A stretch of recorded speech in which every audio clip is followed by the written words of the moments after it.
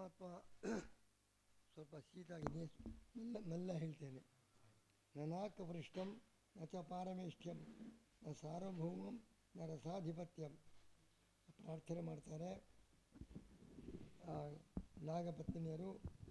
ನಮಗೆ ಸ್ವರ್ಗ ಬೇಡ, ಬ್ರಹ್ಮ ಪದವಿ ಬೇಡ, ಸಾರ್ವಭೌಮತ್ವ ಬೇಡ, ಭೂಲೋಕದ ಆಧಿಪತ್ಯ ಬೇಡ, ಯೋಗ ಸಿದ್ಧಿ ಬೇಡ, ಮೋಕ್ಷವೂ ಕೂಡ ಬೇಡ. ನಿನ್ನ ಪಾದದ ರಜಸ್ಸು ಸಿಕ್ಕಿದರೆ ಅದು ಸಾಕು, ಮೋಕ್ಷವೂ ಕೂಡ ಬೇಡ ಅಂತ ಹೇಳ್ತಾರೆ. ಏನರ್ಥ? ಮೋಕ್ಷವು ಶ್ರೇಷ್ಠ ಅಲ್ವೋ?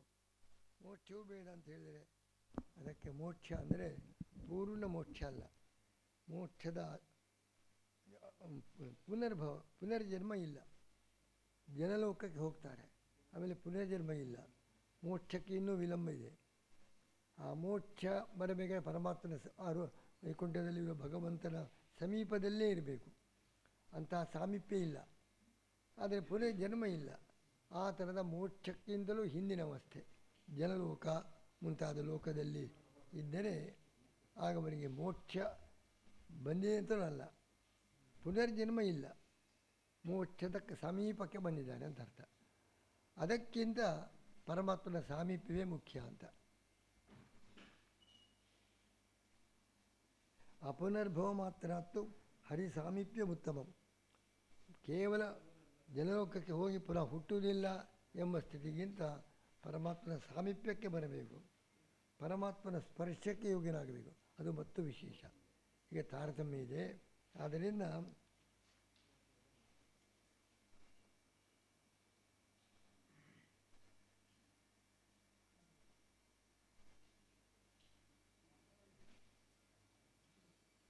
ಇಲ್ಲಿ ಪಾದರಜ ಪ್ರಪನ್ನ ಅಂದರೆ ಮೋಕ್ಷದಲ್ಲಿ ಪರಮಾತ್ಮನ ಸ್ಪರ್ಶವನ್ನು ಪಡೆಯುವರು.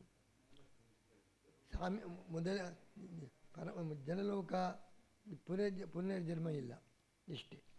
ಪುನರ್ಜನ್ಮವಿಲ್ಲ ಎಂಬಂಥ ಸ್ಥಾನಕ್ಕಿಂತಲೂ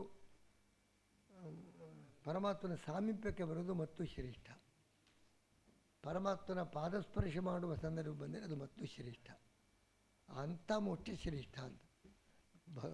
ಭಗವಂತನ ತತ್ಪಾದನದ ಪ್ರಪನ್ನ, ನಿನ್ನ ಪಾದ ಧೂಳಿಯನ್ನು ಮುಟ್ಟುವ ಭಾಗ್ಯ ಬಂದರೆ ಅದರ ಮುಂದೆ ಯಾವುದೂ ಶ್ರೇಷ್ಠ ಅಲ್ಲ ಅಂತ ಹೇಳಿದರೆ, ಅಪುನರ್ಭವ ಅಂದರೆ ಪುನರ್ಜನ್ಮ ಇಲ್ಲ. ಪುನರ್ಜನ್ಮ ಇಲ್ಲ ಅಂದರೆ ಮೋಕ್ಷ ವೈಕುಂಠಕ್ಕೆ ಹೋಗಬೇಕಾಗಿಲ್ಲ, ಶ್ವೇತದ್ವೀಪಕ್ಕೆ ಹೋಗಬೇಕಾಗಿಲ್ಲ, ಬೇರೆ ಲೋಕದಲ್ಲಿ ಇರಬಹುದು.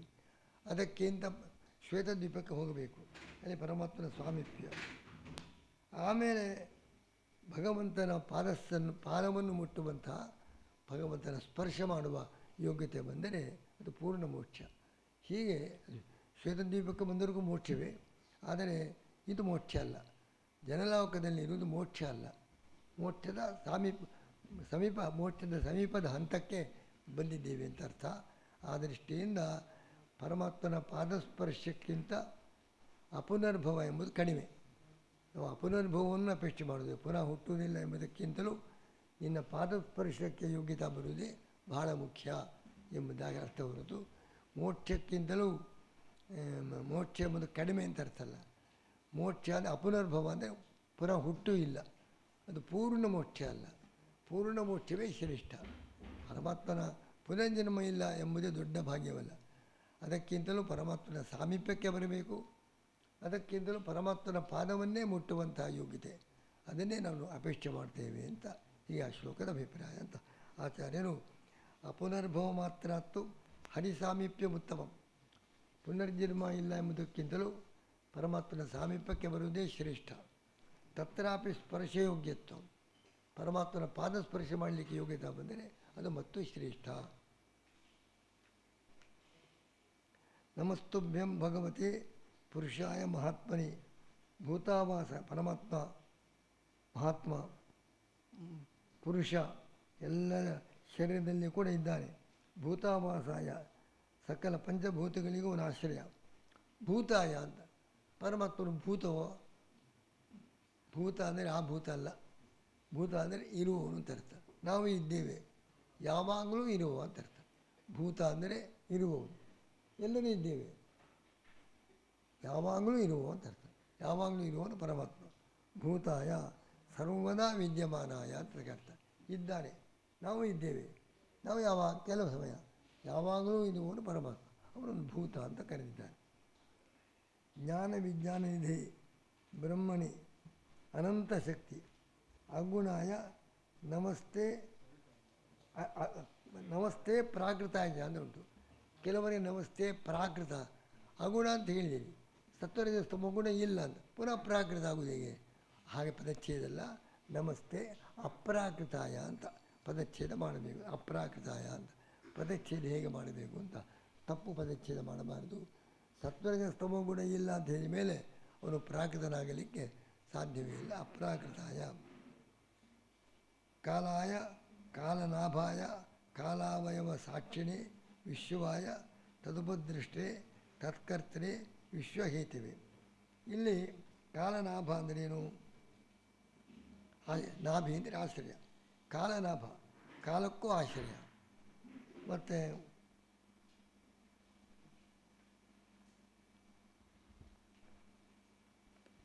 14ನೇ ಅಧ್ಯಾಯ.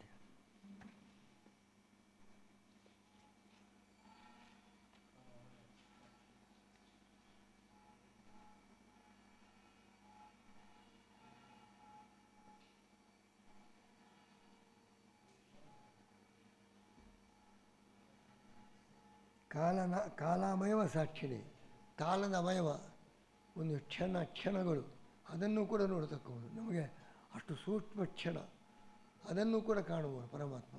ಕಾಲಾವಯವ ಸಾಕ್ಷಿಣಿ ಮತ್ತು ವಿಶ್ವಾಯ ವಿಶ್ವ ಮತ್ತು ವಿಶ್ವಹೇತು ವಿಶ್ವಕರ್ತ ಪರಮಾತ್ಮನ. ವಿಶ್ವ ಅಂದರೆ ಜಗತ್ತು ಅವನ ಅಧೀನ ಅಂದರೆ ವಿಶ್ವ ಇಲ್ಲ. ನೀನು ಯಾವಾಗಲೂ ಹೇಳಿದಂತೆ ವಿಶ್ವ ಅಂದರೆ ಜಗತ್ತಿಗೆ ಸ್ವಾಮಿ ಅಂತ ಅರ್ಥ. ವಿಶ್ವಕರ್ತ ವಿಶ್ವ ಅಂದರೆ ಇಲ್ಲಿ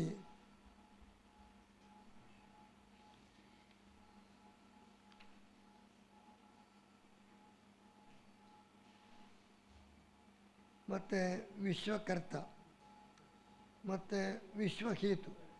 ವಿಶ್ವಕರ್ತ ಅಂದರೆ ಪ್ರತಿಯೊಬ್ಬರನ್ನು ಮಾಡ್ತಾನೆ, ಎಲ್ಲ ಪ್ರತ್ಯೇಕ ಸೃಷ್ಟಿಗೂ ಕಾರಣ, ವಿಶ್ವದ ಮೂಲ ಸೃಷ್ಟಿಗೂ ಕಾರಣ.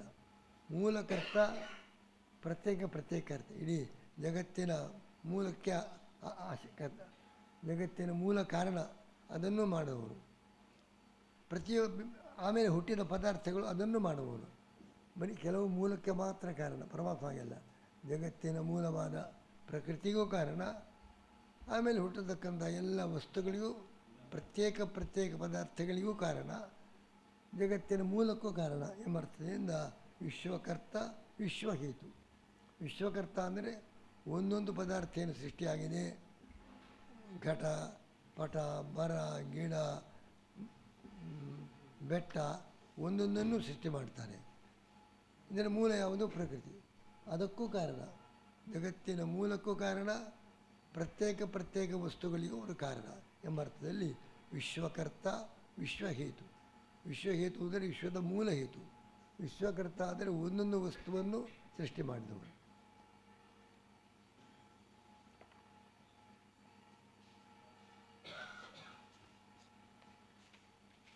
ನಮೋ ಗುಣಪ್ರದೀಪಾಯ, ನಮ್ಮ ಎಲ್ಲ ಗುಣಗಳು ಸತ್ವರಜ ಸ್ತಮೋ ಗುಣಗಳು ಅದನ್ನು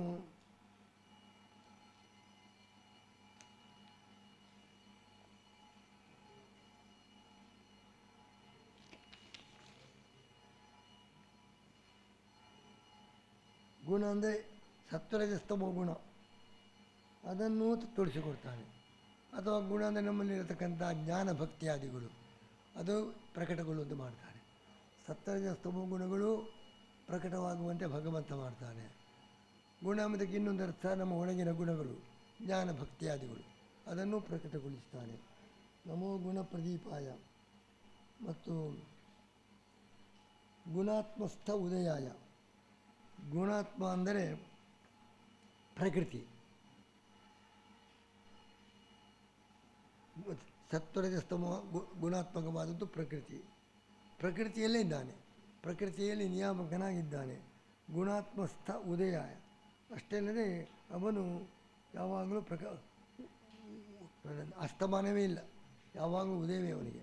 ಗುಣಾತ್ಮಸ್ಥ, ಪ್ರಕೃತಿಯಲ್ಲಿದ್ದಾನೆ, ಉದಯ ನಿತ್ಯೋದಿತ, ಯಾವಾಗಲೂ ಅವನು ಪ್ರಕಾಶವನಾಗಿದ್ದಾನೆ. ಗುಣಪ್ರತ್ಯುಪಲಕ್ಷ್ಯಾಯ,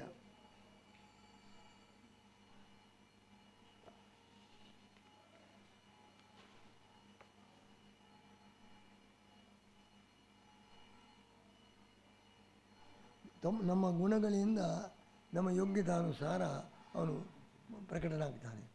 ನಮ್ಮ ಪರಮಾತ್ಮ ಎಲ್ಲರಿಗೂ ಅವರವರ ಯೋಗ್ಯತಾನುಸಾರ ಗುಣ ಪ್ರತ್ಯುಪಲಕ್ಷ್ಯಾಯ, ಅವರವರ ಗುಣಗಳಿಗೆ ಅನುಗುಣವಾಗಿ ಪರಮಾತ್ಮ ನಮಗೆ ಕಾಣಿಸ್ತಾನೆ. ಗುಣದೃಷ್ಟಿ, ಸತ್ವಜ ಸ್ತಂಭಗಳು ಎಲ್ಲವನ್ನು ಕೂಡ ನೋಡತಕ್ಕವನು ಎಂಬುದಾಗಿ ಆ ಶ್ಲೋಕಕ್ಕೆ ಅರ್ಥ. ಗುಣಪ್ರದೀಪಾಯ, ಗುಣಜ್ಞಾಪಕಾಯ, ಗುಣಾತ್ಮಸ್ಥ ಉದಯಾಯ, ಗುಣಾತ್ಮಿಕ ಪ್ರಕೃತಿ ತಸ್ಯಾಂ ಸ್ಥಿತಃ ಉದಯ ಸ್ವರೂಪ. ಸತ್ವಜ ಸ್ತಂಭ ಗುಣಗಳು ವ್ಯಕ್ತವಾಗುವಂತೆ ಮಾಡ್ತಾನೆ.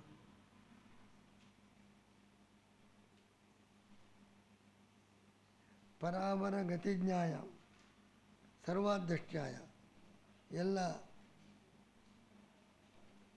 ಎಷ್ಟೇ ಶ್ಲೋಕ 48.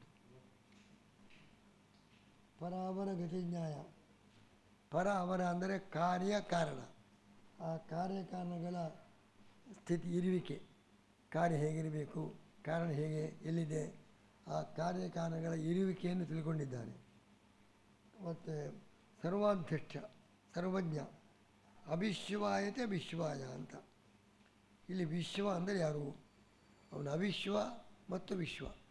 ವಿಶ್ವ ಅಂದರೆ ಪ್ರವೇಶವುಳ್ಳವನು, ಶರೀರದ ಒಳಗೆ ಪ್ರವೇಶ ಮಾಡತಕ್ಕ ಜೀವನು ವಿಶ್ವ. ಅವಿಶ್ವ ಅಂದರೆ ಜೀವನಿಂದ ಭಿನ್ನ ಅಂತ ಅರ್ಥ. ಅವಿಶ್ವಾಯ, ವಿಶ್ವಾಯ, ವಿಶ್ವ ಅಂದರೆ ಜೀವನ ಪರಮಾತ್ಮನ ಅಧೀನ. ಆದ್ದರಿಂದ ಜೀವನಿಗೆ ಸ್ವಾಮಿ, ಆದ್ದರಿಂದ ವಿಶ್ವ. ಜೀವನಿಗಿಂತ ಭಿನ್ನ ಅವಿಶ್ವ. ಅವಿಶ್ವನೂ ಆಗಿದ್ದಾನೆ. ಎರಡರ್ಥ. ಪರಮಾತ್ಮನು ಜಗತ್ತಿಗಿಂತ ಭಿನ್ನ, ಜಗತ್ತೇ ಆಗಿದ್ದಾನೆ, ಜಗತ್ತಿಗೆ ಸ್ವಾಮಿ. ಅವಿಶ್ವಾಯತೆ ವಿಶ್ವಾಯ, ಪರಮಾತ್ಮ ವಿಶ್ವ ಅಲ್ಲ, ಜಗತ್ತಲ್ಲ, ಜಗತ್ತಿಗಿಂತ ಬೇರೆ. ಅವರು ವಿಶ್ವ, ಜಗತ್ತೇ, ಜಗತ್ತಿಗಿಂತ ಬೇರೆ, ಅವನೇ ಜಗತ್ತು. ಅಂದರೆ ಜಗತ್ತಿಗಿಂತ ಭಿನ್ನ, ಅದು ಜಗತ್ತಿಗೆ ನಿಯಾಮಕ, ಅವನ ಅಧೀನ ಜಗತ್ತು. ವಿಶ್ವ ಅಂದರೆ ಜೀವ ಅಂತ ಇಟ್ಟುಕೊಳ್ಳಿ, ಜೀವನಿಗಿಂತ ಭಿನ್ನ, ಜೀವನವನ ಅಧೀನ. ಎರಡರ್ಥ. ಅವಿಶ್ವಾಯ ಜೀವೇಭ್ಯೋ ಅನ್ಯಸ್ಮೈ, ಶರೀರೇ ಸುಪ್ರವಿಷ್ಟತ್ವಾತ್ ವಿಶ್ವೋ ಜೀವ ಇದ್ದಿದೆ. ಶರೀರದ ಒಳಗೆ ಪ್ರವೇಶ ಮಾಡಿದ್ದರಿಂದ ಜೀವನ ವಿಶ್ವ. ಜೀವಸ್ಯ ತದ್ ಅಧೀನತ್ವಾತ್ ಪರಮಾತ್ಮ ವಿಶ್ವ ಅಲ್ಲ, ಜೀವನಲ್ಲ, ಜೀವನೆಲ್ಲ ಪರಮಾತ್ಮನ ಅಧೀನ, ಆದ್ದರಿಂದ ವಿಶ್ವ. ತಸ್ಯ ಇನ್ನು ವಿಶ್ವಹೇತು, ಅವಿಶ್ವ, ವಿಶ್ವ, ವಿಶ್ವಹೇತು, ಮೂರು. ವಿಶ್ವವಲ್ಲ, ವಿಶ್ವವನ ಅಧೀನ, ವಿಶ್ವಕ್ಕೆ ಕಾರಣ. ಆದ್ದರಿಂದ ಪರಮಾತ್ಮನ ಅವಿಶ್ವ, ವಿಶ್ವ, ವಿಶ್ವಹೇತು, ಮೂರು. ಜಗತ್ತಲ್ಲ, ಜಗತ್ತೇ, ಜಗತ್ತೇ ಸ್ವಾಮಿ, ಜಗತ್ತೇ ನಿಯಾಮಕವನು, ಜಗತ್ತು ಅವನ ಅಧೀನ, ಜಗತ್ತವನಲ್ಲ. ಈ ಅರ್ಥದಲ್ಲಿ ಅವಿಶ್ವಾಯ ವಿಶ್ವಾಯ ತದ್ದೃಷ್ಟೇ, ವಿಶ್ವದ್ರಷ್ಟ, ಜಗತ್ತನ್ನೇ ನೋಡಿದ್ದಾನೆ, ಜಗತ್ತಿಗೆ ಕಾರಣ, ಜಗತ್ತಲ್ಲ, ಜಗತ್ತು. ಜಗತ್ತು ಅಂದರೆ ಜಗತ್ತು ಅವನ ಅಧೀನ, ಅವನು ಜಗತ್ತಲ್ಲ, ಜೀವನಲ್ಲ, ಜೀವದ್ರಷ್ಟ, ಜೀವನಿಗೆ ನಿಯಾಮ. ಈಗ ವಿಶ್ವ ಅದಕ್ಕೆ ಜಗತ್ತು ಒಂದೊಂದು ಅರ್ಥ, ಜೀವ ಅಂತ ಈ ಅರ್ಥ ಇಟ್ಟುಕೊಂಡು ಕೊಡಿ. ತ್ವಮಿಗಸ್ಯ ಜನ್ಮಸ್ಥಿತಿ ಸಂಯಮಾನ ವಿಭೋ ಗುಣಿ ಅನಿಹೋ ಅಕೃತ ಕಾಲಶಕ್ತಿ ದೃಕ್ ತಸ್ಮಾತ್ ಸ್ವಭಾವಾತ್ ಪ್ರತಿಬೋಧಯಸ್ವನಃ ಸಮೀಕ್ಷೆಯ ಅಮೋಘ ವಿಹಾರ ಈಶಸಿ. ಈ ಪರಮಾತ್ಮನು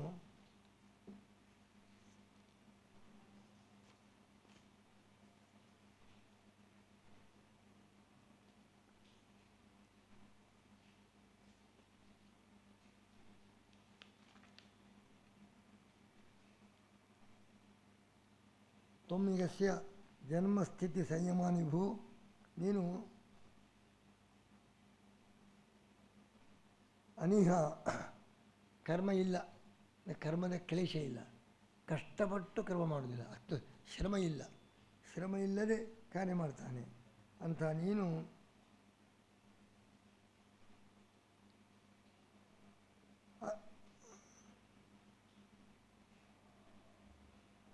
ಅಮೋಘ ವಿಹಾರ, ಪರಮಾತ್ಮನ ವ್ಯವಹಾರದಲ್ಲಿ ಕ್ರೀಡೆ ಅದು ವ್ಯರ್ಥ ಅಲ್ಲ, ನಮಗೆಲ್ಲವೂ ಲೋಕಕ್ಕೆ ಉಪಕಾರಕ. ಆದ್ದರಿಂದ ಅವನು ಪರಮಾತ್ಮ ಸ್ವಯಂ ವಿಹಾರೇಯಮೇ, ಈ ಜಗತ್ತಿನ ಸೃಷ್ಟಿ ಪರಮಾತ್ಮ ಒಂದು ಕ್ರೀಡೆ. ಆದರೆ ತನ್ನುಭೂತ ಸ್ವಭಾವ ಸಂಭೂತಿ ಆಚಾರ್ಯ ಹೇಳ್ತಾರೆ, ಪರಮಾತ್ಮನು ಜೀವರಿಗೆ ಕ್ರೀಡೆ ಮಾಡೋದು ಯಾಕೆ? ಅವನಿಗೆ ಕ್ರೀಡೆ ವ್ಯರ್ಥ ಅಲ್ಲ. ಜೀವರು ತಮ್ಮ ಸ್ವರೂಪವನ್ನು ಪಡೆಯಬೇಕು, ಮೋಕ್ಷ ಪಡೆಯಬೇಕು. ಅದಕ್ಕೋಸ್ಕರ ಭಗವಂತನು ಸೃಷ್ಟಿ ಮಾಡಿದರೆ ಸುಮ್ಮನೆ ಕೂತಿದ್ದರೆ ನಾವು ಹಾಗೆ ಕೊಳಿತಾ ಇರಬೇಕು, ಮೋಕ್ಷ ಆಗಲಿಕ್ಕೆ ಸಾಧ್ಯವೇ ಇಲ್ಲ. ಮೋಕ್ಷಕ್ಕೋಸ್ಕರ ಜೀವರಿಗೆ ತಮ್ಮ ಸ್ವಭಾವ ಸ್ವರೂಪಾನಂದ ಪ್ರಾಪ್ತಿಗೋಸ್ಕರ ಭಗವಂತನು ಸೃಷ್ಟಿ ಮಾಡ್ತಾನೆ. ಅದು ಅವನ ಕ್ರೀಡೆ ಅಂತ. ಅದನ್ನು ಅಕೃತ ಅಮೋಘ ವಿಹಾರ ಹೀಸಿ, ನಿನ್ನ ಕ್ರೀಡೆ ಅಮೋಘ, ನಿಷ್ಫಲ ಅಲ್ಲ. ಅಂಥ ಕ್ರೀಡೆಯನ್ನು ನೀನು ಜಗತ್ತಿನಲ್ಲಿ ಮಾಡ್ತಾ ಇದ್ದಿ. ಅನಿಹ, ಈ ಕ್ರೀಡೆ ಮಾಡುವ ಏನು ಶ್ರಮ ಇಲ್ಲ, ಶ್ರಮವಿಲ್ಲದೆ ಈ ಕಾರ್ಯವನ್ನು ಆಟದ ರೂಪದಲ್ಲಿ ಮಾಡ್ತಾ ಇದೆ. ಮತ್ತು ಈ ಜಗತ್ತಿನ ಸೃಷ್ಟಿಯಾದಿಗಳನ್ನು ನೀನು ಅಪೇಕ್ಷೆ ಮಾಡ್ತಾ ಇದ್ದಿ. ಯಾಕೆ? ತುಮ್ಯಸ್ಯ ಜನ್ಮಸ್ಥಿತಿ ಸಂಯಮಾನ್ ವಿಭೋ, ಸತ್ವರಜಸ್ತಮವು ಇಟ್ಟುಕೊಂಡು ಜಗತ್ತಿನ ಸೃಷ್ಟಿಯಾದಿಗಳನ್ನು ಮಾಡ್ತಾ ಇದ್ದಿ. ಆದರೆ ಅಮೋಘ ವಿಹಾರ ಇದೆಲ್ಲ ಕ್ರೀಡೆ, ಇದು ವ್ಯರ್ಥವಲ್ಲ, ನಮಗೆ ಆನಂದ ಪ್ರಾಪ್ತಿಯಾಗೋಸ್ಕರ ಇದೆಲ್ಲ ಕ್ರೀಡೆ ಮಾಡ್ತಾ ಇದ್ದಿ. ಅಂತ ನೀನು ಉತ್ತಮ ಜ್ಞಾನ ಕೊಟ್ಟು ನಮ್ಮನ್ನು ಎಚ್ಚರಗೊಳಿಸು, ಒಳ್ಳೆಯ ಜ್ಞಾನ ಬರುವಂತೆ ಮಾಡು.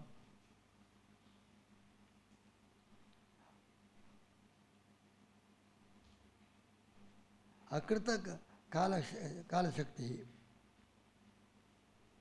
ಪರಮಾತ್ಮನ ಕಾಲಶಕ್ತಿ. ಕಾಲಶಕ್ತಿ ಎಂದರೆ ಸ್ವರೂಪ ಶಕ್ತಿ, ಸ್ವಾಭಾವಿಕ ಶಕ್ತಿ. ಸ್ವಾಭಾವಿಕ ಜ್ಞಾನಬಲ ಕ್ರಿಯಾಚ, ಪರಮಾತ್ಮನ ಶಕ್ತಿ ಸಹಜವಾದದ್ದು, ಮತ್ತೆ ಬಂದದ್ದಲ್ಲ. ಅಂಥ ಅಕೃತ ಕಾಲಶಕ್ತಿ, ಸ್ವಾಭಾವಿಕವಾದ ಸ್ವರೂಪ ಶಕ್ತಿ ಉಳ್ಳವನು. ಅದು ಯಾರಿಂದ ಬರಬೇಕಾಗಿಲ್ಲ, ಹೊರದಿಂದಲೋ ಬಂದ ಶಕ್ತಿಯಲ್ಲ, ಸಹಜವಾದ ಶಕ್ತಿ ಪರಮಾತ್ಮನಿಗೆ ಉಂಟು. ಅದು ಅಕೃತ, ಯಾರೂ ಮಾಡಿದ್ದಲ್ಲ. ಅಂಥ ಸ್ವಾಭಾವಿಕ ಶಕ್ತಿಯುಳ್ಳ ನೀನು ಸತ್ವರಜಸ್ತಮೋ ಗುಣಗಳಿಂದ ಜಗತ್ತಿಗೆ ಸೃಷ್ಟಿ ಸ್ಥಿತಿ ಸಂಹಾರವನ್ನು ಮಾಡ್ತಾ ಇದ್ದೆ.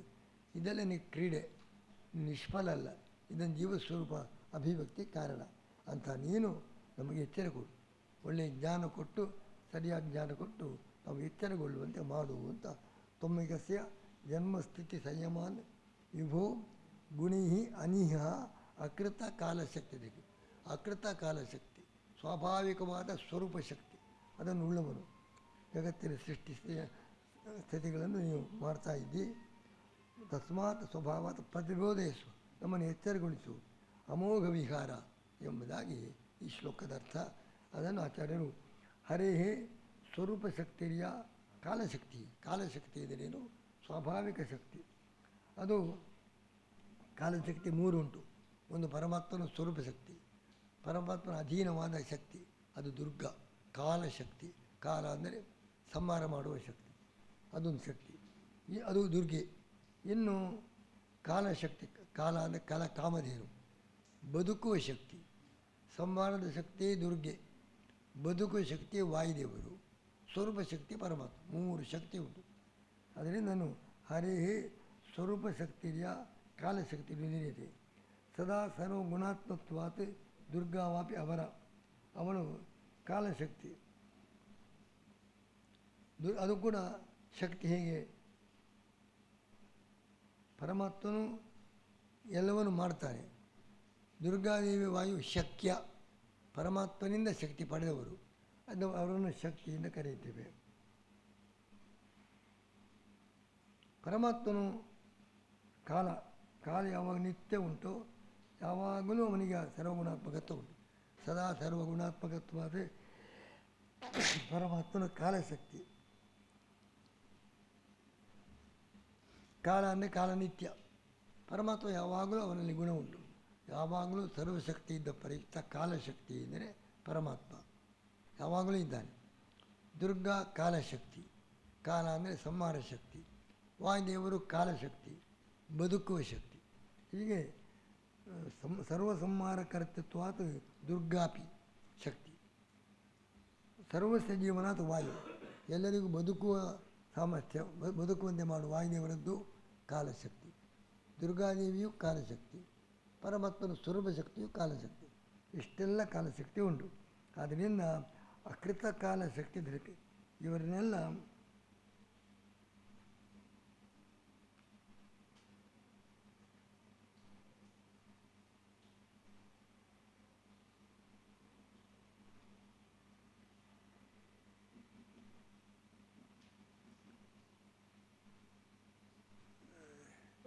ಈ ದುರ್ಗಾ ಮತ್ತು ವಾಯುದೇವರು ಕಾಲ ಅಂದರೆ ಕಾಲಕ್ಕೆ ಅಭಿಮಾನಿಗಳು. ಅವರು ಕಾಲಕ್ಕೆ ಅಭಿಮಾನಿಯಾಗಿ ದುರ್ಗಾದೇವಿ ಸಂಹಾರ ಮಾಡ್ತಾಳೆ. ಕಾಲಕ್ಕೆ ಅಭಿಮಾನಿಯಾಗಿ ವಾಯುದೇವರು ಎಲ್ಲರಿಗೂ ಜೀವನ ಕೊಡ್ತಾರೆ. ಪರಮಾತ್ಮನ ಕಾಲ ಅಂದರೆ ಅವನ ಸ್ವರೂಪ ಶಕ್ತಿಯೇ ಕಾಲಶಕ್ತಿ. ಆ ಕಾಲಶಕ್ತಿಯನ್ನು ಧರಿಸಿಕೊಂಡು, ತನ್ನ ಕಾಲಶಕ್ತಿ ದುರ್ಗಾ ವಾಯುಗಳನ್ನು ಧರಿಸಿಕೊಂಡು ಈ ಜಗತ್ತಿನಲ್ಲಿ ನೀನು ಸೃಷ್ಟಿ ಸಂಹಾರಾದಿಗಳನ್ನು ಮಾಡ್ತಾ ಇದ್ದಿ. ನಮಗೆ ಜ್ಞಾನ ಕೊಟ್ಟು ನಮ್ಮನ್ನು ಎಚ್ಚರಿಸು ಎಂಬುದಾಗಿ ಇಲ್ಲಿ ಕಾಲಶಕ್ತಿ ದೊರಕೆ ಎಂಬುದಕ್ಕೆ ವಿಶೇಷ ಅರ್ಥವನ್ನು ಆಚಾರ್ಯರು ಹರೇಹೇ ಸ್ವರೂಪ ಶಕ್ತಿಯ ಕಾಲಶಕ್ತಿ ನುಡಿನಿದೆ. ಸದಾ ಸರ್ವಗುಣಾತ್ಮತ್ವಾತ್ ದುರ್ಗಾ, ಅದು ಕಾಲಶಕ್ತಿ ಪರಮಾತ್ಮದಿಂದ ಕೆಳಗೆ. ಸರ್ವಸಂಹಾರ ಕಾರಿತ್ವ ವಾಯು ಸರ್ವಸ್ವ ಜೀವನಾತ್, ಎಲ್ಲರಿಗೂ ಜೀವನಪ್ರದ ವಾಯು ಕಾಲಶಕ್ತಿ. ಕಾಲಾಭಿಮಾನ ತೇತು, ದುರ್ಗಾ ಮತ್ತು ವಾಯು ಕಾಲ ಅಭಿಮಾನಿಗಳು. ಇನ್ನು ಕಾಲ ಅಂದರೆ ಪರಮಾತ್ಮನೇ, ಪರಮಾತ್ಮನ ಕಾಲ, ದುರ್ಗಾ ಮತ್ತು ವಾಯು ಕಾಲ. ಈ ಕಾಲಶಕ್ತಿಯನ್ನು ಪರಮಾತ್ಮ ಧರಿಸಿಕೊಂಡು ತಾನು ದುರ್ಗೆ ಮತ್ತು ವಾಯು ಇವರನ್ನು ಇಟ್ಟುಕೊಂಡು ಜಗತ್ತಿನ ಸೃಷ್ಟಿ ಸಂಹಾರವನ್ನು ಮಾಡ್ತಾ ಇದ್ದಾನೆ ಅಂತ ನೀನು ನಮಗೆ ಉತ್ತಮ ಜ್ಞಾನವನ್ನು ಕೊಡು ಅಂತ ಪ್ರಾರ್ಥನೆ.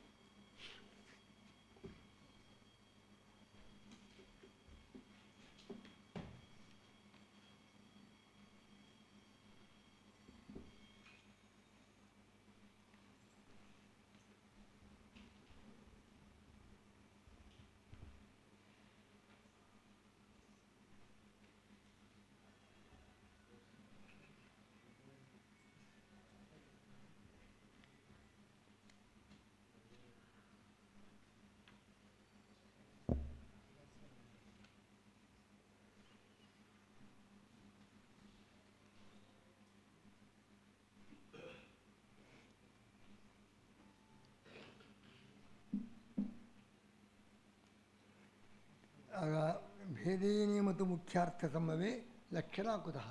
ನೀವು ಬ್ರಹ್ಮನಲ್ಲಿ ಜನ್ಮಾದ್ಯ ಸೇತ ಅಂದರೆ ಜಗಜ್ಜನ್ಮಾದಿ ಕಾರಣತ್ವ ಬಂದುಬಿಟ್ರೆ ಐಕ್ಯ ಬರ್ತದೆ, ಭೇದ ಬರ್ತದೆ. ಜಗಜ್ಜನ್ಮಾದಿ ಕಾರಣ ಅಂತ ಅರ್ಥ ಅಲ್ಲ, ಜಗಜ್ಜನ್ಮಾದಿ ಕಾರಣವಾದದ್ದು ಮಾಯೆ, ಮಾಯೆಗೆ ಆಶ್ರಯ ಅಥವಾ ಪರಮಾತ್ಮನಲ್ಲಿ ಜಗತ್ತು ಕಲ್ಪಿತ. ಅದಕ್ಕೆ ಮುಖ್ಯಾರ್ಥ ಜಗಜ್ಜನ್ಮಾದಿ ಕಾರಣ ಅಂತ. ಆ ಮುಖ್ಯಾರ್ಥ ಬಿಟ್ಟು ಜನ್ಮಾದ್ಯ ಸೇದೆ ಎಂಬುದಕ್ಕೆ ಜಗತ್ತು ಪರಮಾತ್ಮನಲ್ಲಿ ಕಲ್ಪಿತ ಆದ ಆ ಶಬ್ದವನ್ನು ಇರಿದು ಲಕ್ಷಣ ಅಮುಖ್ಯಾರ್ಥ ಮಾಡಬೇಕು. ಮುಖ್ಯಾರ್ಥವನ್ನು ಇಟ್ಟುಕೊಂಡು ಕೂಡಿಸಲಿಕ್ಕೆ ಬರುವಾಗ ಮುಖ್ಯಾರ್ಥ ಕೂಡುವುದಿಲ್ಲ ಅಂತಾದರೆ ಮಾತ್ರ ಲಕ್ಷಣ. ಗಂಗಾಯಾಂ ಘೋಷಃ, ಗಂಗೆಯಲ್ಲಿ ಮನೆ ಇರಲಿಕ್ಕೆ ಸಾಧ್ಯವಿಲ್ಲ, ಗಂಗಾ ತೀರಾನ. ಮುಖ್ಯಾರ್ಥ ಎಲ್ಲಿ ಕೂಡುವುದಿಲ್ಲೋ ಅಲ್ಲಿ ಲಕ್ಷಣ. ಸುಮ್ಮನೆ ಲಕ್ಷಣ ಮಾಡುವ ಕ್ರಮ ಇಲ್ಲ. ಶಬ್ದಕ್ಕೆ ಸಹಜವಾಗಿ ತೋರ್ತಕ್ಕ ಅರ್ಥ ಮುಖ್ಯಾರ್ಥ. ಅದಕ್ಕೆ ಇಲ್ಲಿ ಬಾಧಕ ಬಂತು, ಅಲ್ಲಿ ಲಕ್ಷಣ ಮಾಡಬೇಕು. ಅಮುಖ್ಯಾರ್ಥ ಯಾಕೆ ಮಾಡಬೇಕು? ಮುಖ್ಯಾರ್ಥವನ್ನು ಇಟ್ಟುಕೊಂಡು ಪರಮಾತ್ಮ ಜಗಜ್ಜನ್ಮಾಧಿಕಾರಣ ಇವರಿಗಿಂತ ಭೇದ ಇಟ್ಟುಕೊಂಡು ಭೇದೇನಿ ಮತ್ತು ಭೇದ ಒಟ್ಟು ಇಟ್ಟುಕೊಂಡೇ ಮುಖ್ಯಾರ್ಥ ಕೂಡಿಸಲಿಕ್ಕೆ ಬರುವಾಗ ಆ ಭೇದ ಯಾಕೆ ಮಾಡಬೇಕು? ಅದಕ್ಕೆ ಸಾತ್ಮ ತತ್ವಮಸಿ ವಾಕ್ಯ ಉಂಟು. ಎಲ್ಲ ಜೀವನ ಬ್ರಹ್ಮನು ಒಂದು ಅಂತ ಈ ವಾಕ್ಯ ಕೂಡಿಸಬೇಕಾಗಿದೆ. ಅದಕ್ಕೋಸ್ಕರ ನಾವೇನು ಮಾಡಬೇಕು?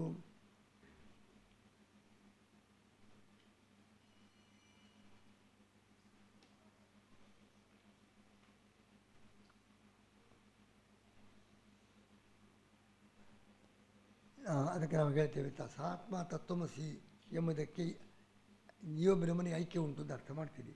ಅಲ್ಲಿ ತತ್ ತ್ವಂ ಅಂತ ಉಂಟು. ತತ್ ಅಂದರೆ ಅವನು ಸರ್ವಜ್ಞನಾದ ಪರಮಾತ್ಮ, ತ್ವಂ ಅನುಭವ ಸಿದ್ಧನಾದ ಅಲ್ಪಶಕ್ತಿಯಾದ ಜೀವನು. ತತ್ ತ್ವಂ ಆ ಸರ್ವಜ್ಞನಾದ ಜಗತ್ತನ್ನು ಸೃಷ್ಟಿ ಮಾಡಿದ ಪರಮಾತ್ಮನೇ ನೀನಾಗಿದ್ದಿ ಅಂತ. ನೀನು ಯಾರೋ ಅಸ್ವತಂತ್ರ, ಅಲ್ಪಜ್ಞ ಅಂತ ನೀನು ಆ ಪರಮಾತ್ಮನೇ ಆಗಿದ್ದಿ ಅಂತ. ಇದು ಮುಖ್ಯ ಅರ್ಥ. ಅದು ವಿರುದ್ಧ. ಸರ್ವಜ್ಞನಾದ ಸರ್ವಶಕ್ತನಾದ ಪರಮಾತ್ಮನೇ ತತ್ ನದು. ಅದು ಅಂದರೆ ಯಾವುದು? ಹಿಂದೆ ಹೇಳಿದ್ದು ಸರ್ವಜ್ಞ ಸವಿದು ಜನ್ಮ ಯಾರಿಂದ ಜಗತ್ತು ಹುಟ್ಟಿದೆ, ಜಗಜನ್ಮಾಧಿಕರ್ತನಾದ ಪರಮಾತ್ಮನೇ ನೀನಾಗಿದ್ದಿ. ಇಷ್ಟ ಅಸಂಬದ್ಧವಾದನ್ನು ವಿರೋಧ ಉಂಟು. ಬೆಂಕಿ ಮತ್ತು ನೀರು ಒಂದೇ, ಸಾಧ್ಯ ಉಂಟು? ಹಾಗೆ ಹೇಳಿದರೂ ಅದರ ಅರ್ಥ ಒಪ್ಪಲಿಕ್ಕೆ ಆಗ್ತದೋ? ಯಜಮಾನ ಪ್ರಸ್ತರ ಅಂದರೆ ದರ್ಭಮುಷ್ಟಿ. ಯಜ್ಞದಲ್ಲಿ ದರ್ಭಮುಷ್ಟಿ ಇಡ್ತಾನೆ, ಇವನೇ ಯಜಮಾನ ಅಂತ. ಅಂದರೆ ಯಜಮಾನದ ಪ್ರತಿನಿಧಿ ಅಂತ. ಮುಖ್ಯಾರ್ಥ ಏನು? ಯಜಮಾನ ಮತ್ತು ದರ್ಭಮುಷ್ಟಿ. ಈ ಒಂದು ಜಡ, ಒಂದು ಚೇತನ, ಒಂದು ಹಾಕಲಿಕ್ಕೆ ಸಾಧ್ಯವೇ ಇಲ್ಲ. ಅಲ್ಲಿ ಮುಖ್ಯಾರ್ಥ ಕೂಡುವುದಿಲ್ಲ. ಏನು ಮಾಡ್ತಾರೆ? ಯಜಮಾನ ದರ್ಭಮುಷ್ಟಿಯು ಯಜಮಾನನ ಪ್ರತಿನಿಧಿ ಅಂತ. ಮುಖ್ಯಾರ್ಥ ಬರುವುದಿಲ್ಲವೋ ಅಲ್ಲಿ ಅಮುಖ್ಯಾರ್ಥ ಮಾಡೋದು ಕಡಿಮೆ. ಸಿಂಹೋ ದೇವದತ್ತ ಹುಲಿಯಪ್ಪ, ಹುಲಿ ಅವನು ಹುಲಿಯ? ಕಾಡಿನ ಹುಲಿ ಅಲ್ಲ ಅಂತ, ಅವನ ಆಕಾರ ಎಲ್ಲ ಬೇರೆ. ಹುಲಿ ಅಂದರೆ ಹುಲಿಯಂತೆ, ದೇವದತ್ತನು ಹುಲಿ ಅಲ್ಲ, ಹುಲಿಯಂತೆ. ಅಷ್ಟು ಕ್ರೂರ ಅಂತಾಗಲಿ, ಅಷ್ಟು ಶಕ್ತಿವಂತ ಅಂತಾಗಿ ಅರ್ಥ ಮಾಡ್ತೇವೆ. ಹಾಗೆಯೇ ಒಂದು ಕಡೆ ಮುಖ್ಯಾರ್ಥ ಬಿಟ್ಟು ಬೇರೆ ಅರ್ಥ ಮಾಡಬೇಕಾಗಿದ್ದರೆ ಬಾಧಕ ಬೇಕು. ದೇವದತ್ತ ಸಿಂಹ ಆಗಲಿಕ್ಕೆ ಸಾಧ್ಯವಿಲ್ಲ. ಅದಕ್ಕೋಸ್ಕರ ಅಲ್ಲಿ ಬೇರೆ ಮುಖ್ಯಾರ್ಥ ಮಾಡ್ತೀವಿ. ದೇವದತ್ತನು ಸಿಂಹದಂತೆ. ದರ್ಭಮುಷ್ಟಿ ಯಜಮಾನ ಆಗಲಿಕ್ಕೆ ಸಾಧ್ಯವಿಲ್ಲ. ದರ್ಭಮುಷ್ಟಿ ಯಜಮಾನ ಪ್ರತಿನಿಧಿ ಅಂತ. ಇಲ್ಲಿ ತೊಂಬದ ನೀನು ಅಂತ ಗೊತ್ತು ನಮಗೆ. ದುಃಖವುಳ್ಳ ಈ ಸಂಸಾರಿಯಾದ ನೀನು ತತ್ ಸರ್ವ ಜಗಜನ್ಮಾಧಿಕರ್ತನಾದ ಪರಮಾತ್ಮ ಒಂದಾಗಲಿಕ್ಕೆ ಸಾಧ್ಯ ಉಂಟು? ಇದು ಕೂಡುವುದಿಲ್ಲ. ಅದಕ್ಕೆ ಅವರೇನು ಮಾಡ್ತಾರೆ? ಆ ಎರಡನ್ನು ಬಿಟ್ಟು ಬಿಡ್ತೇವೆ. ತತ್ವದ ಸರ್ವಜ್ಞತ್ವ, ಇಲ್ಲಿ ಅಲ್ಪಜ್ಞತ್ವ. ಎರಡು ಧರ್ಮಗಳನ್ನು ಬಿಟ್ಟು ಬರೀ ಚೇತನವನ್ನು ಇಟ್ಟುಕೊಂಡು ಅವುಗಳಿಗೆ ಐಕ್ಯ ಅಂತ. ತತ್ಪದಕ್ಕೆ ಮುಖ್ಯಾರ್ಥವಾದ ಆ ಧರ್ಮಗಳನ್ನು ಬಿಟ್ಟು ಬಿಡ್ತೇವೆ. ಸರ್ವಜ್ಞತ್ವ, ಸರ್ವಶಕ್ತಿ ಈ ಧರ್ಮವನ್ನು ಬಿಟ್ಟು ಬರೀ ಚೇತನ.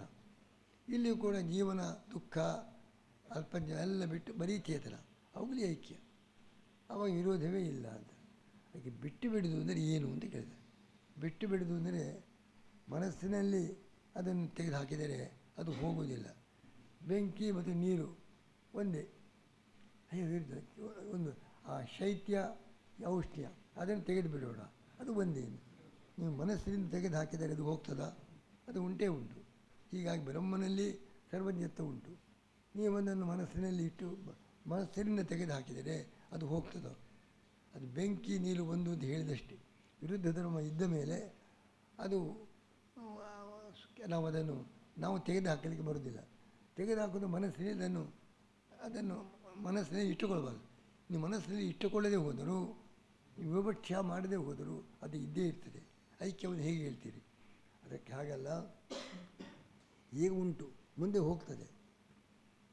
ತತ್ವ ಮುಂದೆ ಇದೆಲ್ಲ ಅನಿತ್ಯ. ಪರಮಾತ್ಮನ ಗುಣಗಳು ಟೆಂಪರರಿ, ಜೀವನ ದುಃಖವೂ ಟೆಂಪರರಿ. ಅದು ಹೋದ ಮೇಲೆ ಐಕ್ಯ ಅಂತ ಹಾಗೆ ಅರ್ಥ ಮಾಡ್ತೇವೆ. ನೀನು ಅವನು ಒಂದು ಅಂದರೆ ಪರಮಾತ್ಮನ ಸರ್ವಜ್ಞತ್ವ, ಜೀವನ ದುಃಖ ಎಲ್ಲ ಅನಿತ್ಯ. ಅದು ಹೋದ ನಂತರ ಒಂದಾಗ್ತದೆ ಅಂತ. ಅದಕ್ಕೆ ಹೇಳ್ತಾರೆ ಹೋಗುವುದು ನಾಳೆ. ಹಾಗೆ ತತ್ವಂ ಭವಿಷ್ಯಸಿ ಇದೆಲ್ಲ. ಈಗಲ್ಲ, ಈಗ ವಿರೋಧ ಉಂಟು. ಮುಂದೆ ನೀನು ಅವನಾಗ್ತೀನಿ. ತತ್ವಂ ಹಸಿ ಅಂತ ದೊಡ್ಡ ಮಸಿ ಹಾಕಿದ ಹಾಗೆ. ತತ್ವಂ ಹಸಿ, ನೀನು ಇದ್ದಿ, ಈಗೂ ಇದ್ದಿ. ಈಗ ಐಕ್ಯ ಹೇಳಿದ್ದಾರೆ. ಈಗ ಗುಣ ಇರುವಾಗ ಐಕ್ಯ ಬರುವುದು ಹೀಗೆ. ತತ್ವಂ ಭವಿಷ್ಯಸಿ ಅಂತ ಹೇಳಿದ್ರು, ಅದು ಸರಿಯಲ್ಲ. ಅದಕ್ಕೋಸ್ಕರ ಮತ್ತು ಪರಮಾತ್ಮ ಗುಣ ನಿತ್ಯ ಗುಣ, ಹೋಗಲಿಕ್ಕೆ ಸಾಧ್ಯವೇ ಇಲ್ಲ. ಯಾವಾಗಲೂ ಸರ್ವಜ್ಞನೇ, ನಿತ್ಯ ಗುಣ. ಅದರಿಂದ ಮುಂದಕ್ಕೆ ಗುಣ ಹೋಗಿ ಐಕ್ಯ ಬರಲಿಕ್ಕೂ ಸಾಧ್ಯವಿಲ್ಲ. ಕಥಂ ನಿತ್ಯ ಗುಣಸ್ಯಾಸ್ಯ ಸ್ಯಾದೈಕ್ಯಂ ಗುಣಹಾನತಃ. ಯಾವಾಗಲೂ ಗುಣ ಉಂಟು. ಗುಣ ಹೋದ ಮೇಲೆ, ಸರ್ವಜ್ಞತ್ವಾದಿ ಗುಣ ಹೋದ ಮೇಲೆ ಜೀವನಿಗೆ ಬ್ರಹ್ಮನ ಐಕ್ಯ ಹೋಗಲಿಕ್ಕೆ ಸಾಧ್ಯವೇ ಇಲ್ಲ. ಅದು ಐಕ್ಯ ಹೊಂದಲಿಕ್ಕೆ ಸಾಧ್ಯವೇ ಇಲ್ಲ. ಅದಕ್ಕೋಸ್ಕರ ಒಂದು ಎತ್ತು ಹೋಗ್ತಾ ಇತ್ತು. ಅದರದ್ದು ದೊಡ್ಡ ಶಾಸನ ಜೋತಾಡ್ತಾ ಇತ್ತು. ಈ ನರಿಗೆ ಅದರ ಆಶೆ, ಅದರ ಹಿಂದೆ ಹೋಗ್ತಾ ಇತ್ತು. ಅದು ಜೋತಾಡ್ತಾ ಇದೆ. ಕೆಳಗೆ ಬಿದ್ದಾಗ ತಾನದನ್ನು ತಿನ್ನಬೇಕು ಅಂತ. ಅದು ಕೆಳಗೆ ಬೀಳಲಿಕ್ಕೆ ಇಲ್ಲ. ಅದೇನಂತೆ ಪರಮಾತ್ಮ ನಿತ್ಯ ಗುಣ ಹೋದ ಮೇಲೆ ಜೀವನಿಗೆ ಬ್ರಹ್ಮನ ಹೋಗೋದು ಯಾವಾಗ? ಕಥಂ ನಿತ್ಯಗುಣಸ್ಯಾಸ್ಯ ಸ್ಯಾದೈಕ್ಯಂ ಗುಣಹಾನತಃ. ಗುಣ ಹೋಗಿ ಐಕ್ಯ ಬರಲಿಕ್ಕೆ ಸಾಧ್ಯವೇ ಇಲ್ಲ. ಅದಕ್ಕೆ ಹಾಗೂ ಅರ್ಥ ಅಲ್ಲ, ಅದು ಸುಳ್ಳು ಅಂತ ಅರ್ಥ. ಎರಡೂ ಸುಳ್ಳು. ಜಗಜನ್ಮಾತ ಕರ್ತೃತ್ವವನ್ನು ಬಿಡುವುದು ಅದು ಬಿಡುವುದು ಹಾಗೆ ಬಿಡುವುದಲ್ಲ, ನಾಶ ಆಗುವುದಲ್ಲ, ನಮ್ಮ ಮನಸ್ಸಿಂದ ತೆಗೆದು ಹಾಕೋದು ಅಲ್ಲ. ಅದು ಸುಳ್ಳು ಇಲ್ಲವೇ ಇಲ್ಲ. ಇದ್ದರೂ ಈಗಲೇ ಸುಳ್ಳು, ಮುಂದೆ ಅಲ್ಲ, ಈಗಲೇ ಇಲ್ಲ. ಆಕಾಶದಲ್ಲಿ ಬಣ್ಣ ಕಂಡಂತೆ, ಆಕಾಶದಲ್ಲಿ ನೀಲಿ ರೂಪ ಕಾಣಿಸುತ್ತೆ, ಉಂಟಾ? ಅದರಂತೆ ಬ್ರಹ್ಮನಲ್ಲಿ ಸರ್ವಜ್ಞತ್ವ ಬರೀ ತೋರುವುದು ಮಾತ್ರ, ಅದು ಇಲ್ಲ. ಜೀವನಲ್ಲಿ ಅಲ್ಪಜ್ಞತ್ವ ಇಲ್ಲ ಅಂಥೇಳಿ ಬರೀ ಚೇತನ ಅಂತ ಅರ್ಥ. ಚೇತನ ಚೇತನ ಅಂತ. ಇದು ಮುಖ್ಯಾರ್ಥ ಕೊಡುವುದಿಲ್ಲ ಅಂಥೇಳಿ ಅಮುಖ್ಯಾರ್ಥ ಮಾಡಬೇಕು. ನೀವು ಎರಡು ಪದಕ್ಕೆ ಅಮುಖ್ಯಾರ್ಥ ಮಾಡ್ತೀರಿ. ಎರಡು ಪದಕ್ಕೆ ತತ್ವ ಎಂಬುದಕ್ಕೂ ಮುಖ್ಯಾರ್ಥ ಸರ್ವಜ್ಞ ಅಂತ, ಅದು ಬಿಟ್ಟು ಬರೀ ಚೇತನ ಅಂತ. ತೊಂಬೆಂಬುದಕ್ಕೂ ಅಲ್ಪಜ್ಞ ಅಂತ ಅರ್ಥ ಬಿಟ್ಟು ಬರೀ ಚೇತನ ಅಂತ. ಎರಡು ಪದಕ್ಕೂ ಮುಖ್ಯ ಅರ್ಥ ಬಿಡ್ತೀವಿ. ಎರಡು ಪದ ಚೇತನ ಚೇತನ ಐಕ್ಯ. ನಾವು ಆದರೆ ಹಾಗೆಲ್ಲ. ತತ್ವಮಸಿ, ನೀನು ತತ್, ಪರಮಾತ್ಮನಿಗೆ ಸದೃಶ. ಒಂದು ಪದಕ್ಕೆ ತೊಂಬದಕ್ಕೆ ಮುಖ್ಯ ಅರ್ಥವೇ. ನೀನು ಸಂಸಾರಿಯಾದ ನೀನು, ತತ್ ಸರ್ವಜ್ಞನಾದ ಪರಮಾತ್ಮನಂತೆ ಆನಂದರೂಪಿ ಹೇಳುವ ಒಂದು ಪದಕ್ಕೆ ಮಾತ್ರ ಅಮುಖ್ಯ ಅರ್ಥ. ನೀವು ತತ್ ತ್ವಂ ಎರಡು ಪದಕ್ಕೂ ಅಮುಖ್ಯಾರ್ಥ ಮಾಡಿ ಅರ್ಥ ಮಾಡೋದಕ್ಕಿಂತ ಅಮುಖ್ಯಾರ್ಥ ಮಾಡೋದು ಅನಿವಾರ್ಯ. ಯಾಕೆ? ಸರ್ವಜ್ಞನಿಗೂ ದುಃಖಿಗೂ ಐಕ್ಯ ಕೊಡುವುದೇ ಇಲ್ಲ. ಶಬ್ದಕ್ಕೆ ಅಮುಖ್ಯಾರ್ಥ ಮಾಡಲೇಬೇಕು. ನೀವು ಎರಡು ಪದಕ್ಕೂ ಅಮುಖ್ಯಾರ್ಥ ಮಾಡ್ತೀರಿ. ಜೀವ ಎಂಬುದಕ್ಕೂ ಚೇತನ ಅಂತ ಅರ್ಥ, ಬ್ರಹ್ಮ ಎಂಬುದಕ್ಕೂ ಬರೀ ಚೇತನ, ಚೇತನಕ್ಕೂ ಐಕ್ಯ ಅಂತ. ಇದಕ್ಕಿಂತ ಒಂದು ಪದ ತ್ವಂ, ನೀನು ತತ್ ಬ್ರಹ್ಮನಿಗೆ ಸಮಾನ. ಎರಡು ಪದಕ್ಕೆ ಅಮುಖ್ಯಾರ್ಥ ಮಾಡೋದಕ್ಕಿಂತ ಒಂದು ಪದಕ್ಕೆ ಮಾತ್ರ ಅಮುಖ್ಯಾರ್ಥ ಮಾಡೋದು ಒಳ್ಳೆಯದು ಅಂತ ನಾವು ಅದೇನು ಹೇಳ್ತೇವೆ. ಅಮುಖ್ಯಾರ್ಥ ಅಂತೂ ಮಾಡಲೇಬೇಕು. ಹಾಂ, ಹೇಗೆ?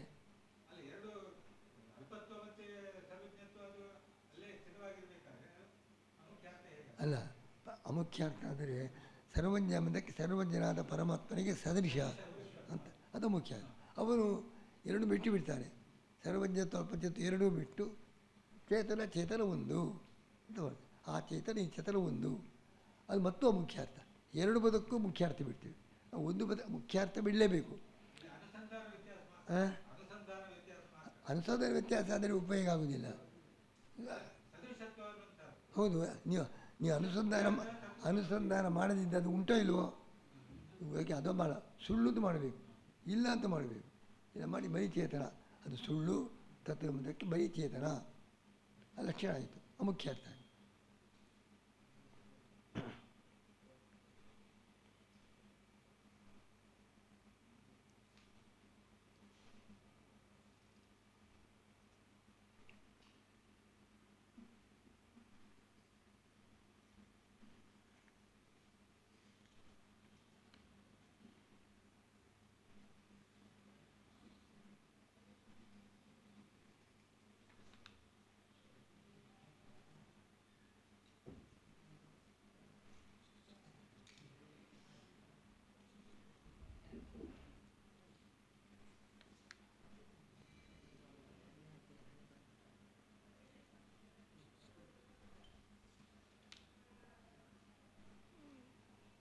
ಅಷ್ಟೇ ಅಲ್ಲದೆ ಪರಮಾತ್ಮನು ಗುಣ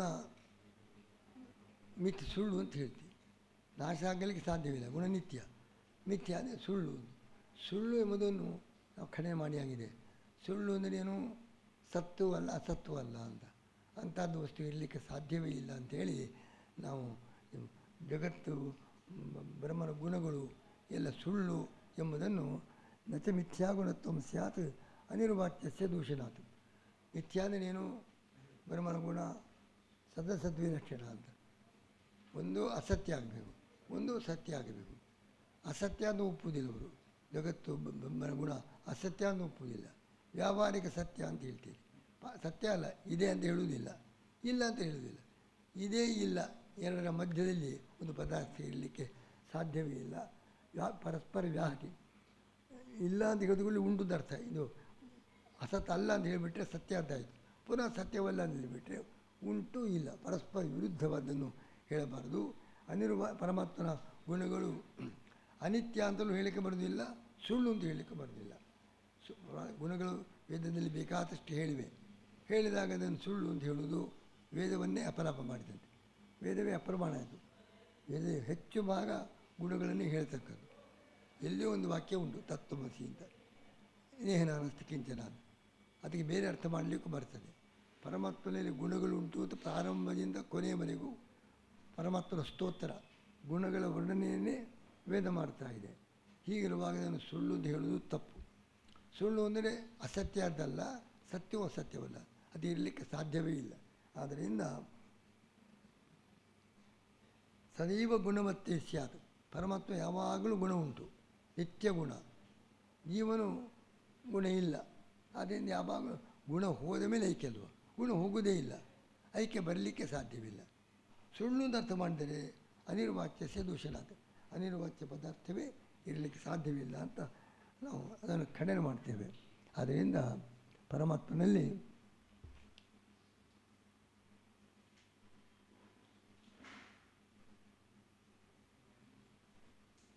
ಅಲ್ಲ ಸಾಕ್ಷಿ ಚೇತ ಕೇವಲೋ ನಿರ್ಗುಣಶ್ಚ, ಪರಮಾತ್ಮನಲ್ಲಿ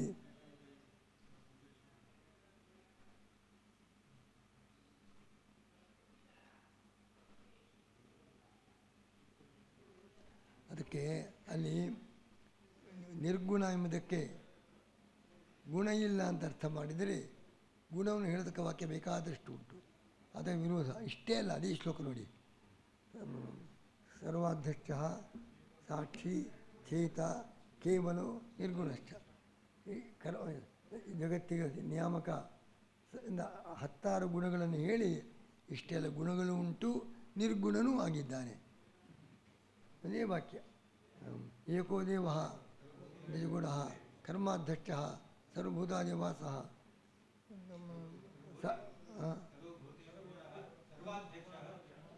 ಆಮೇಲೆ ಕೊನೆಗೆ ಸಾಕ್ಷಿ ಚೇತ ಕೇವಲ ನಿರ್ಗುಣಶ್ಚ. 10 ಗುಣಗಳನ್ನು ಹೇಳಿ ಇಷ್ಟು ಗುಣಗಳು ಉಂಟು, ನಿರ್ಗುಣನೂ ಆಗಿದ್ದಾನೆ. ಗುಣಗಳು ಉಂಟು, ಗುಣ ಇಲ್ಲ, ಎರಡು. ಅದಕ್ಕೆ ಗುಣಗಳು ಉಂಟು, ನಿರ್ಗುಣ ಅಂದರೆ ಸತ್ವರಜಸ್ತಮೋ ಗುಣ ಇಲ್ಲ ಅಂತ ಅರ್ಥ ಮಾಡಬೇಕು ಹೊರತು ಗುಣಗಳೇ ಇಲ್ಲ ಅಂತ ಮಾಡಿದರೆ ಆ ವಾಕ್ಯಕ್ಕೆ ಪರಸ್ಪರ ವಿರೋಧ. 10 ಗುಣಗಳನ್ನು ಹೇಳಿ ಗುಣ ಇಲ್ಲ ಅಂತ ಹೇಳಬೇಕಾಗಿದ್ದರೆ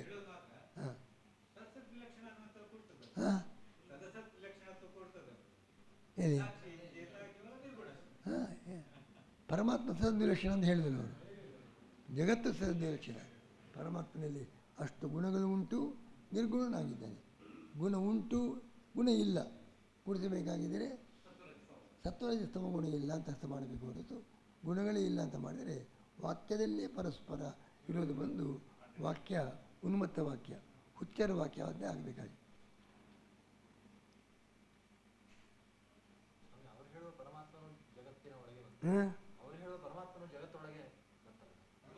ಇಲ್ಲ, ಜಗತ್ತಿಗೆ ಬ್ರಹ್ಮನೇ ಸತ್ಯ, ಆ ಬ್ರಹ್ಮನೇ ಹೇಳುವುದು. ಜಗಜನ್ಮಾದಿಗಳ ಬ್ರಹ್ಮನೇ, ಪರಮಾತ್ಮನೇ ಬ್ರಹ್ಮ, ಬ್ರಹ್ಮ ಒಂದೇ, ಆ ಪರಮಾತ್ಮನೇ ಸತ್ಯ, ಜಗತ್ತು ಸುಳ್ಳು. ಅದೆಲ್ಲ ಈಶ್ವರ ಬೇರೆ. ಈಶ್ವರ ಸಗುಣ, ಬ್ರಹ್ಮ ಅಂತ ನಿರ್ಗುಣ. ಬ್ರಹ್ಮನ ಗುಣವೇ ಇಲ್ಲ, ಯಾವ ಗುಣವೂ ಇಲ್ಲ, ಅದು ಇರಲಿಕ್ಕೆ ಸಾಧ್ಯವೇ ಇಲ್ಲ. ಅವನನ್ನೇ ಅದಕ್ಕೆ ಪ್ರಮಾಣ ಇದೆ, ಸಾಕ್ಷಿ ಚೇತ ಕೇವಲ ನಿರ್ಗುಣ. ಅಲ್ಲಿ ಅಷ್ಟೇ ಅನೇಕ ಗುಣಗಳನ್ನು ಹೇಳಿದ್ದಾನೆ. ಅನೇಕ ಗುಣಗಳನ್ನು ಹೇಳಿ ನಿರ್ಗುಣ ಅಂತ ಹೇಳುವಾಗ ಪ್ರಾಭಾಗಲ್ಲ, ದೇವರೇ ಇಲ್ಲಲ್ವಾ. ಅದರಿಂದ ನಿರ್ಗುಣತ್ವವನ್ನು ಹೇಳಿದರೆ ಅದು ಬಹಳ ಅನರ್ಥಕಾರಕ. ಇಷ್ಟಿದ್ದರೂ ಕೂಡ ನಿರ್ಗುಣ ಅಂತ ಹೇಳಿಬಿಟ್ರೆ ನೀನೇ ನಿರ್ಗುಣನಾಗಬೇಕಾಗ್ತದೆ ಅಂತ ಹೇಳ್ತಾರೆ. ಇಷ್ಟೆಲ್ಲ ಕಾರಣ ಇಷ್ಟು ವೇದವಾಕ್ಯಗಳಲ್ಲಿ ಗುಣ ಹೇಳಿದರೂ ಬ್ರಹ್ಮನಲ್ಲಿ ಗುಣ ಇಲ್ಲ ಅಂತ ಹೇಳಿದರೆ ನೀನೇ ನಿರ್ಗುಣ ಆಗಬೇಕು. ಇನ್ನಲ್ಲೆಲ್ಲ ಗುಣಗಳು ಹೋಗಿ ಆ ಸ್ವರತ್ವ ಬರಬೇಕಾಗ್ತದೆ ಅಂಥೇಳಿ ಹೇಳಿ ಪರಮಾತ್ಮನು ಗುಣವುಳ್ಳವನು, ಜಗಜನ್ಮಾದಿಕರ್ತ. ಇದೆರಡೂ ಜನ್ಮಾದ್ಯ ಸೇತ ಎಂಬ ಸೂತ್ರದಿಂದ ಜಗಜನ್ಮಾದಿ ಕರ್ಣತ್ವವನ್ನು ಹೇಳಿ ಭೇದವನ್ನು ಹೇಳಿದ್ದಾರೆ. ಗುಣಗಳು ಉಂಟು ಅಂತ ಹೇಳಿ ನಿರ್ಗುಣತ್ವವನ್ನು ನಿರಾಕರಣೆ ಮಾಡಿದ್ದಾರೆ. ಜನ್ಮಾದ್ಯಸ್ಯ ಎಂಬ ಸೂತ್ರದಿಂದ ಪರಮಾತ್ಮನ ಸಗುಣ ಮತ್ತು ಜೀವರಿಗಿಂತ ಭಿನ್ನ ಎರಡೂ ಪ್ರಮೇಯ ಸಿದ್ಧಿ ಆಗ್ತದೆ ಅಂತ ಒಂದು ವಿಷಯ.